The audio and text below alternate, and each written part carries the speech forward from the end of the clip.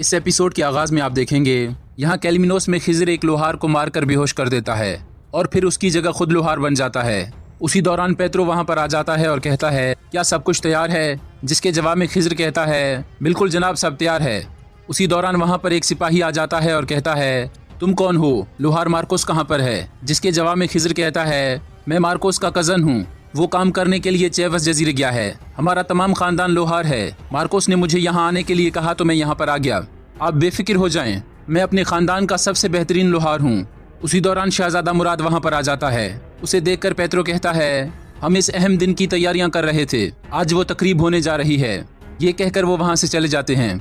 नाजरीन, पेत्रो यहाँ पर घंटा देखने आया था, लेकिन खिज़र ने उस घंटे के अंदर बारूद भर दिया होता है। यहाँ किलिच उरूज और इलियास की तारीफें कर रहे होते हैं। ये सुनकर किलिच बे का बेटा गुस्से में वहाँ से बाहर निकल जाता है, जहाँ पर उसकी मुलाकात जाफर से होती है। जाफर उसे गुस्से में देखकर कहता है, मैंने तुम्हें पहले ही कहा था कि उरूज और इलियास बहुत खतरनाक हैं। आप मगरूर हो गए थे और मेरी बात नहीं सुनी। ये सुनकर वो और गुस्से में आ जाता है और कहता है, जो कहना चाहते हो कहो, वरना मैं तुम्हें मार डालूंगा। जिसके जवाब में जाफर कहता है, अगर मुझे मारने से आपकी परेशानियां खत्म हो जाती हैं तो मेरा खून आप पर हलाल है, लेकिन ये मसले का हल नहीं, बल्कि हमें उन्हें मारना चाहिए जिनकी वजह से आप परेशान हैं। ये सुनकर किलिच बे का बेटा कहता है, तुम्हें जो करना है जाकर करो। जिसके जवाब में जाफर कहता है, अगर कुछ गलत हो गया तो आप मेरा साथ देंगे? जिसके जवाब में वो कहता है, तुम बेफिक्र हो जाओ। ये सुनकर जाफर वहाँ से चला जाता है।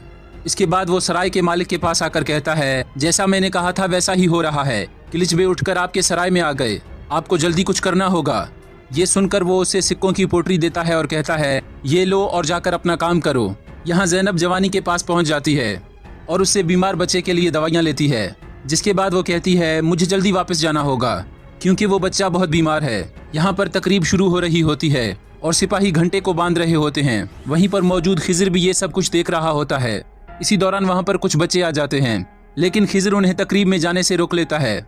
इसके बाद वो शहजादा मुराद को देखकर कहता है, उस्मानी बेटा ऐसा कैसे बन सकता है? इसके बाद तकरीब शुरू होती है और जैसे ही सिपाही घंटे को बजाते हैं वहाँ पर एक जोरदार धमाका होता है। ये देखकर हर तरफ भगदड़ मच जाती है। ये देखकर पेत्रो कहता है, शहजादा मुराद को जल्दी महल लेकर जाओ। धमाके का सुनकर ज़ैनब और जवानी भी बाहर आ जाते हैं। ज़ैनब परेशान होकर कहती है, मेरी दोस्त तकरीब देखने गई थी, मुझे जल्दी उसे ढूंढना होगा। यहाँ शहजादा मुराद अपने सिपाहियों के साथ भाग रहा होता है और खिज़र उसका पीछा कर रहा होता है।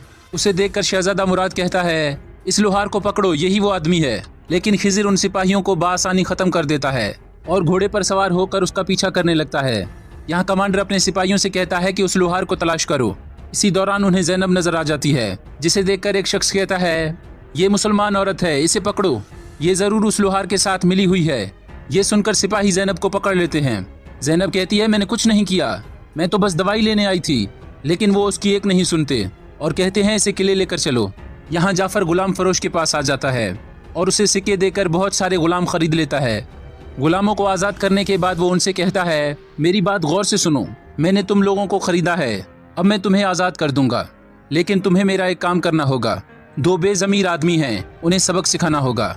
यहाँ उरूज और इलियास एक बाजार से जा रहे होते हैं। उरूज कहता है, मुझे इसहाक और खिज़र को देखे कई साल हो गए, मेरे भतीजे भी बड़े हो गए होंगे। मैंने दसबीना से बात की है, मैं मदेली जाना चाहता हूँ। ये सुनकर इलियास बहुत खुश हो जाता है।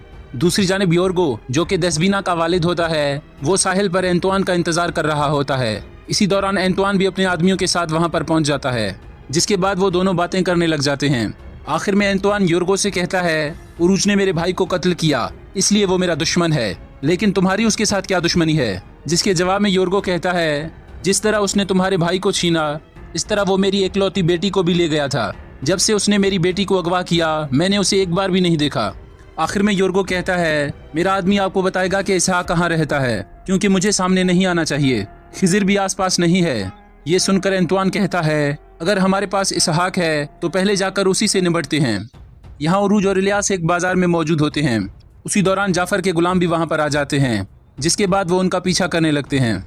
यहाँ खिज़र आखिरकार शहजादा मुराद को पकड़ लेता है, जिसके बाद खिज़र उससे कहता है, मैं आपको इस परदेश से ले जाने आया हूँ। ये सुनकर शहजादा मुराद कहता है, क्या तुम नहीं जानते मैं यहाँ महफूज हूँ? अगर तुमने मेरे साथ कुछ किया तो तुम इस जजीरे से नहीं निकल पाओगे। तुम नहीं जानते कि मैं कितना अहम आदमी हूँ? जिसके जवाब में खिज़र कहता है, आप अपने आबा व अजदाद की वजह से अहम हैं। इसके जवाब में वो कहता है, क्या तुम्हें मेरे चचा सुल्तान बायजीद ने भेजा है? जिसके जवाब में खिज़र कहता है, मैं तुम्हारे बाबा की एक अमानत तलाश कर रहा हूँ। इसके बाद खिज़र उसे मारने लगता है और कहता है, मैं तुम्हारी खाल उधेड़ दूंगा। इसी दौरान उन सिपाहियों का वहाँ से गुजर होता है जो ज़ैनब को गिरफ्तार करके ले जा रहे होते हैं और उससे बार बार पूछ रहे होते हैं कि वो लोहार कहाँ है। वहीं पर छुपा खिज़र भी उनकी बातें सुन लेता है, जिसके बाद वो शहजादे को बेहोश करके कहता है, मैं तुम्हें अपने साथ लेने आया था, लेकिन चीजें बदल गई, मुझे पहले उस लड़की को बचाना होगा। ये कहकर वो सिपाहियों के सामने आ जाता है और फिर लड़ाई शुरू हो जाती है। ये देखकर ज़ैनब भी लड़ना शुरू कर देती है और वो बड़ी बहादुरी से लड़ती है। आखिर में खिज़र ज़ैनब को लेकर वहाँ से भाग जाता है और सिपाही उनका पीछा करने लग जाते हैं। यहाँ गुलाम उरूज और इलियास का पीछा कर रहे होते हैं।